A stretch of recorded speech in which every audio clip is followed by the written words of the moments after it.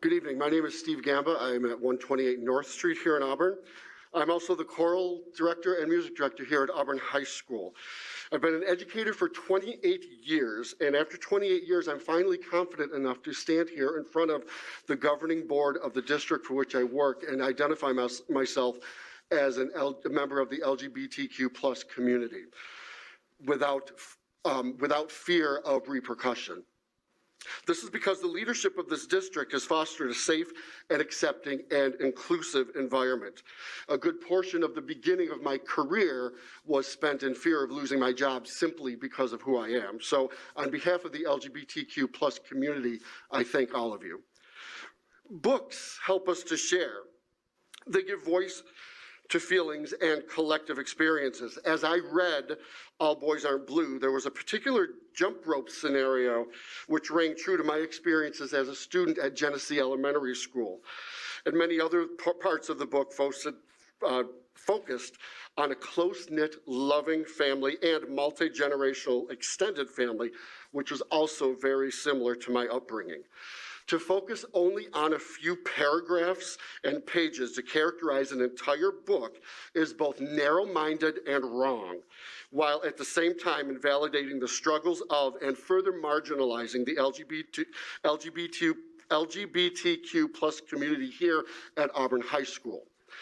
I found this book to be appropriate, provocative, and a catalyst for equality, inclusion, diversity, and change, which aligns with the mission statement of the Auburn Enlarged City School District. Now, every parent has the right and responsibility to monitor the media to which their child has access based on their values and opinions. Please, by all means, do that. Check their backpacks, check their phones, please. But do not assume that your values and opinions are universal. They are not. Thank you.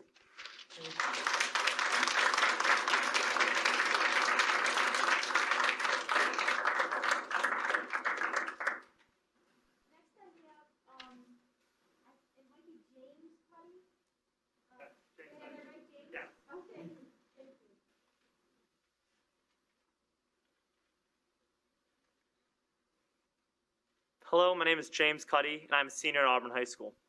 I wanted to come to the podium today to share some thoughts from my point of view on the book All Boys Aren't Blue by George M. Johnson, as an ally to the LGBTQ plus community and the Black community. I was very disappointed when this book was taken off the shelf after a few people have expressed their distaste for it, but I was pleased to see it put back in the library for it to be read and for it to remain available to the students of Auburn High School. All Boys Aren't Blue is being criticized by some that contains pornography. I disagree with that perspective. Merriam-Webster Dictionary defines pornography as material that depicts erotic behavior and is intended to cause sexual excitement. Having read this passage from chapter 15, I can state that this is not the case from my perspective. This passage speaks to the writer's initial sexual experiences. It does not promote or glamorize sex at all. The author clearly acknowledges his book and that chapter may be met with controversy and pushback, but he will not shield his experience because it may make some people uncomfortable. The writing in chapter 15 is not the whole intent of this book. To make it appear so is a disservice to all readers. Having read several chapters so far, I believe the book reinforces the importance of finding who you are in life, how life experiences will shape you, and how to be true to yourself. This memoir shows us that life is not the same for all people, and it is okay to have different experiences. Most importantly to me, it spoke about being heard when there's a difference of opinion, and to listen to other experiences and opinions too. It encourages you to speak to the people who love you in life, who prepare you for the good and the bad outcomes of the world, and are there to support you. The author clearly states this in example chapter 6. Those are the values I think anyone can support. It is also important to remember that this book is not required reading for any class or any student. George M. Johnson wrote this book to give a voice to the voiceless of so many marginalized groups of people. As an ally and as a young person who has to navigate this ever-changing world, it is the advice of the brave and courageous who lead us all, whether that be a parent, a guardian, a teacher, a librarian, an activist, or words in a book. My hope is that this book stays on the shelf at Auburn High School and is available for any student to read. Thank you. Thank you.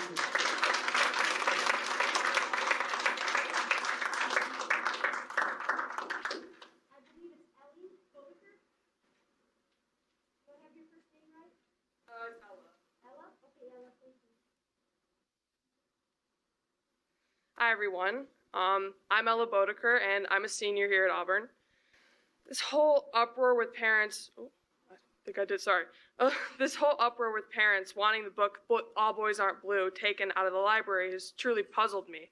While hearing about all this, I questioned why these parents specifically targeted this one book, which just so happens to be about a gay boy, when there are so many other books that contain obscene things, profanity, and even pornography. The first example would be The Death of a Salesman. This is taught in 11th grade enriched English. Not only does one of the characters commit suicide, the character Biff walks in on his father having an affair and sees a half-naked woman. The next example would be Romeo and Juliet.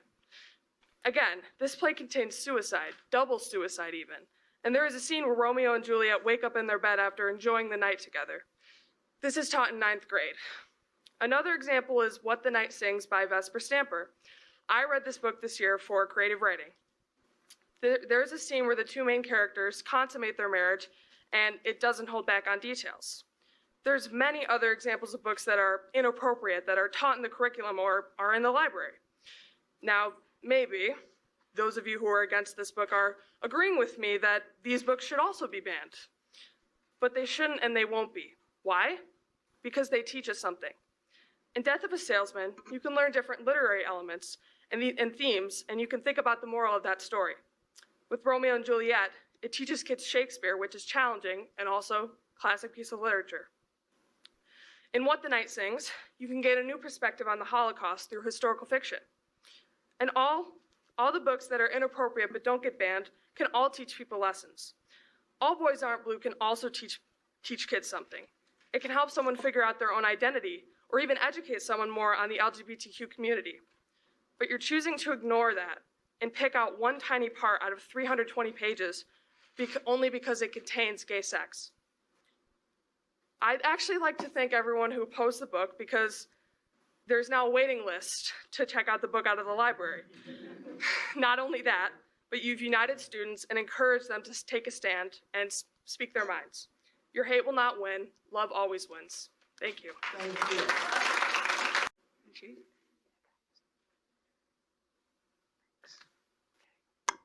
Thank you. Hi, my name is Barb Stotler, and I live at 2821 Forest Hill Drive. I'm here this evening because I'm going to speak about All Boys Aren't Blue. I bought the book. I read it from cover to cover, okay? It's a good book. It's something that a lot of kids could use, and I support that. What I'm objecting to is the 68 pages of straight porn in the center of the book. I heard a variety of interesting views and opinions about the book, All Boys Aren't Blue by George Johnson, censorship being one of the biggies. I'm a huge proponent of the First Amendment. I've been censored a lot on social media because of my conservative views. I do not like censorship. This is not about censorship. I want to make something very clear. To those of us that are objecting to this book, it's not about race or sexual preference. It's about a book with pornography. There are laws, both state and federal, pertaining to obscenity in minors. I'm not a lawyer, but given that 8 states as of November 18th have banned this book in their school libraries, I would dare say the book probably falls under a legal category. High school students are 13 to 17 years old. At a different angle, I want to discuss porn. It's harmful and potentially addictive. Porn objectifies people as sex objects. In other words, it sexualizes them, reducing them to a sexual object. We must be careful the kind of message we send our kids. Maybe some of you feel you're supporting our teens by offering them this book. I ask you to look deeper and think of the message they might be receiving, maybe the 13 and 14-year-olds. If you've not seen the book, I made copies, and they're for anybody to look at the pages in question. Thank you.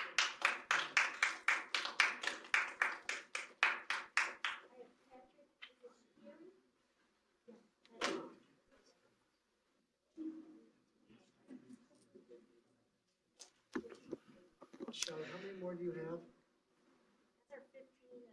Yeah, so how many more do you have?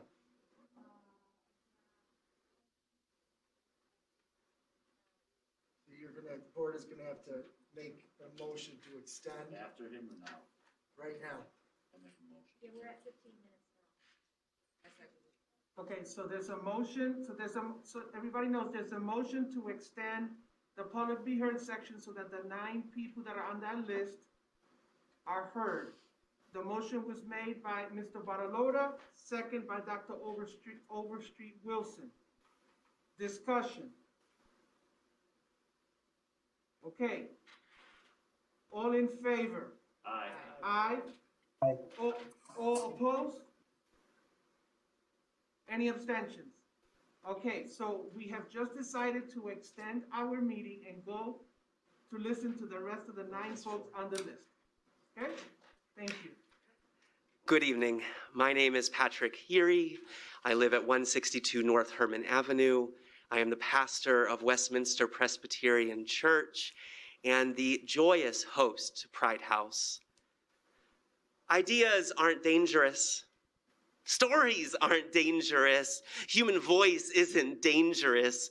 It's only when one idea, one story, one voice seeks to crowd out all the others, to invalidate, silence, and censor the others that has been witnessed throughout history, that danger arises. And so I am here as a pastor, very concerned with morality, to speak in favor of keeping the book, All Boys Aren't Blue, and any such book. As a pastor and a servant of our Creator, I celebrate the manifold beauty of that creation, of human identity and expression, of sexuality and gender identity, of race and ethnicity, of ability and disability. And I seek the opportunity for our children, including my children, to open up the pages of a book and to see themselves represented there, to see their pain, their trauma, their joy, their love, their dreams represented there, so they know they are not alone.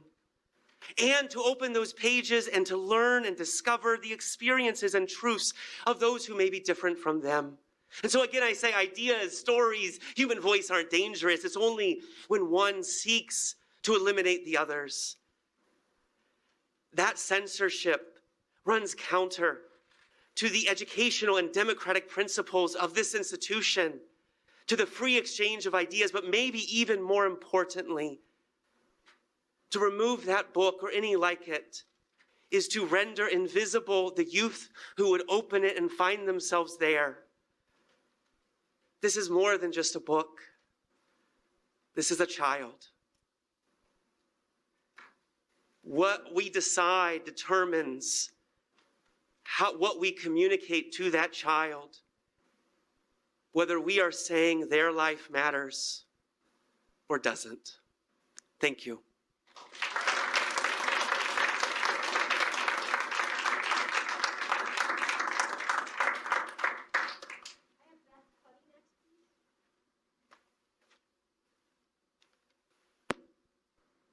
Good evening. My name is Beth Cuddy. I live at 133 South Hoops Avenue. I'm also the Auburn High School librarian. A truly great library contains something in it to offend everyone. That's a quote from another librarian, Joe Godwin, and it speaks to the function and purpose of libraries. They are to provide resources to serve all populations, young adults who come from various backgrounds and experiences. As children's literature researcher Rudine Sims Bishop wrote, books are mirrors, windows, and sliding glass doors.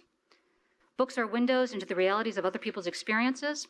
They can mirror our own experiences, and they work as sliding glass doors because they allow you to step into other people's shoes. Research has shown that reading builds empathy. The foundation of a pluralistic society like ours in the United States is the ability to see one another as human, regardless of the differences. What a society teaches its young people says something about what a society values. By having this book, All Boys Aren't Blue, and others, reflecting the experiences of LGBTQ+ people, we are saying to those students that you matter, your story matters, and it deserves a place on our shelves. The author, George M. Johnson, was inspired to write his story by the Toni Morrison quote, "If there's a book you want to read but it hasn't been written yet, then you must write it." As an adolescent, Johnson felt like an outlier, unable to fit into the stereotypical male gender role. We know as human beings it is in our biology to crave human connection. He was compelled to write his story so others who felt like him would understand that they were not alone. This is a story that may not appeal to all young adults, but all stories aren't meant to appeal to everyone. If the purpose of the library was to house books that everyone found acceptable, it would be a pretty empty, bland space. This book has been widely reviewed. That is something librarians look for when creating book purchase lists. It's featured on the Best of Tidal Wave list, a main vendor for book purchases. School Library Journal said it contains realistic encouragement and guidance for queer Black youth. It was an Amazon Best Book of the Year and was featured in a workshop, Best New Young Adult Books, presented by children's literature expert Kathleen Odine through our local BOCES. Having it on our shelves does not take away parents' rights to have a say in the media their children consume. What can't happen is one parent or a group of parents taking that decision away from all parents or from teens who don't shed their First Amendment rights at the schoolhouse gate, as has been upheld by the U.S. Supreme Court. In conclusion, this month at the high school, we loaned 42 books, 31 of which were for classroom assignments. I only wish we had the problem of students checking out challenging books from the library. Thank you.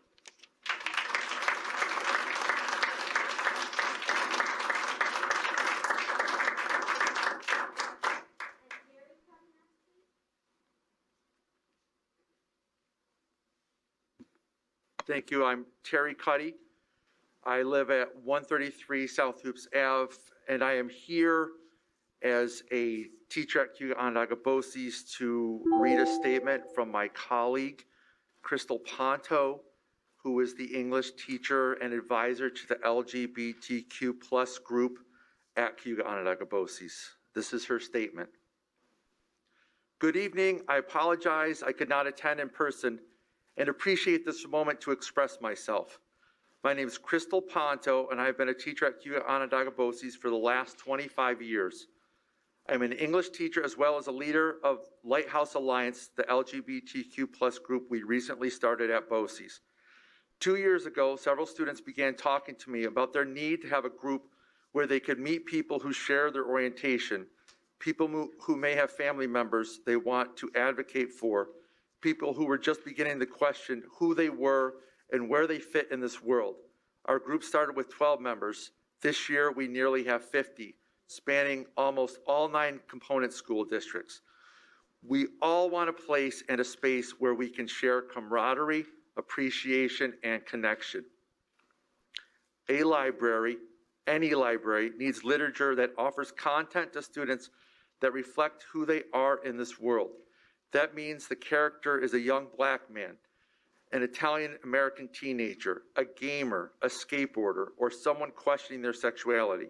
We all want to see ourselves or a version of ourselves or our future selves reflected in literature. We also need to hear the stories of others not like us so we can empathize, grow our compassion, and see the world beyond our small communities.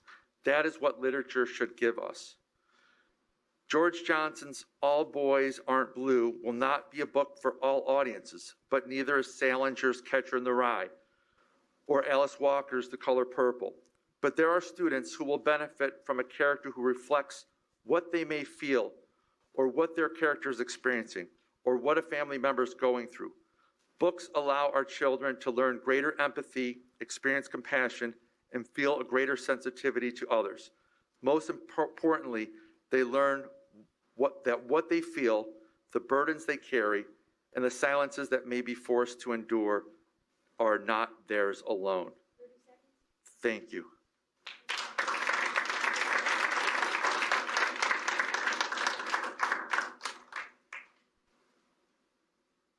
Okay, thank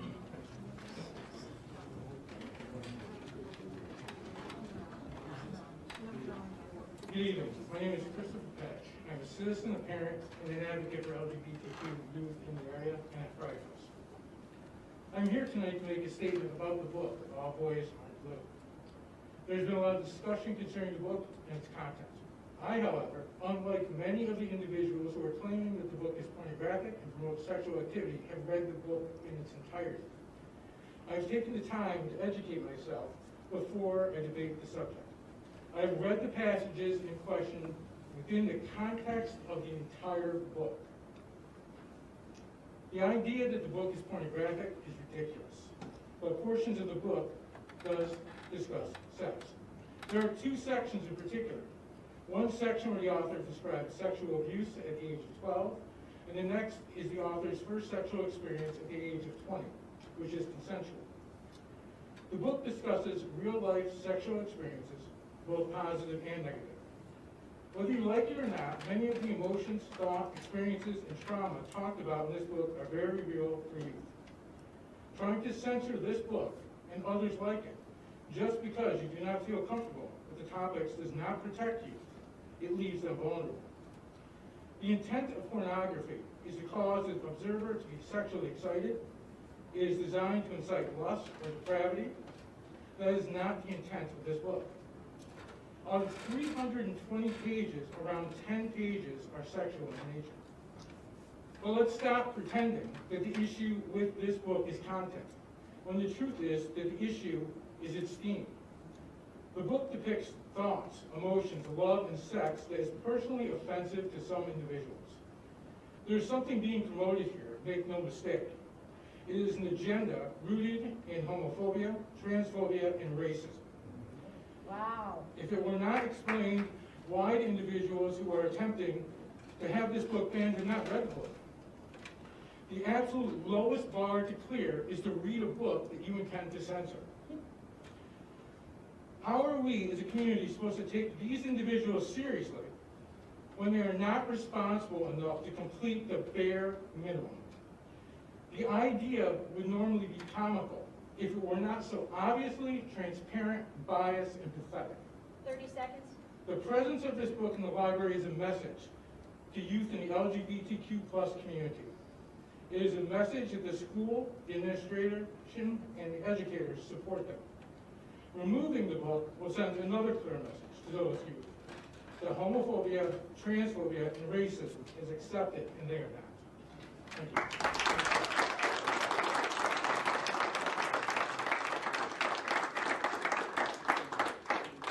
Next, I have Kimberly Patch.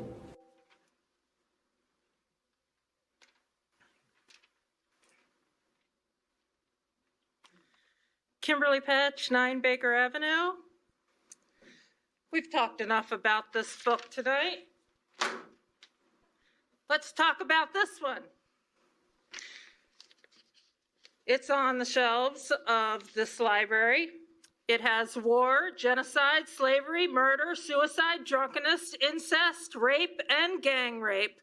Government-sanctioned murder of all the male Jewish babies in several cities at different points in time.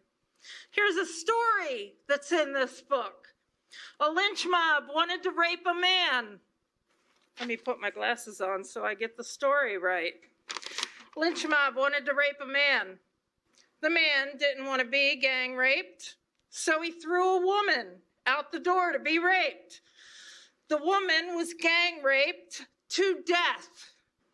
After he found her dead in the morning at the door, the man cut up her body and sent a piece to 12 different areas to incite war. This is known as one of the texts of terror. And yes, there are more than one of these texts of terror, but I only have 3 minutes. A whole portion of this book is devoted to sex. Read it. If you've not guessed already, this is a Bible. It's covered up because I've read it. I've read it cover to cover 5 times. I could do this all night. I went to seminary. I have my Master's of Divinity. I know all the stories in this book. There are so many like that. But that's not how we are supposed to judge this book because It's taking it out of context. It's called cherry picking. It would be a disservice to the whole story. I personally think the story in this book is beautiful. These people who are complaining about Boys Aren't Blue, I bet 90% of these people bought their children one of these books and encouraged them to read it and were proud when their children did read it. People who do not know the whole story of the Bible and only hear about the texts of terror would not understand the beautiful story that's in this book. Just like atheists tell their children to walk by and ignore this book filled with horrifying stories that can be taken out of context, these people need to tell their children to walk on by that book. It was not written for them. They will never understand what it represents. They will never understand the whole story. It was written for a community of LGBTQ youth, specifically LGBTQ youth of color, that need representation in this library. Representation matters, and these youth matter. Maybe if my child had that book, they wouldn't have dropped out of this school. Maybe they would have made it through this school.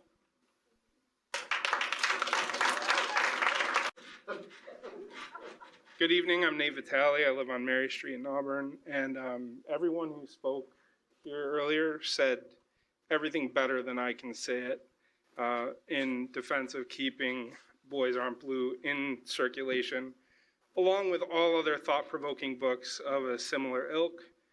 I would pose to the community who's in opposition to the book that not one person brought up books written by Conrad or Melville or Shakespeare. Well, I think someone brought up Shakespeare earlier, but I went through the approved syllabus for all of New York, and it was line after line of repeated violence, sexual offense, sexual assault, everything out of the norm that we would normally, sorry, I'm trying to get my words together here because everybody took what I wanted to say.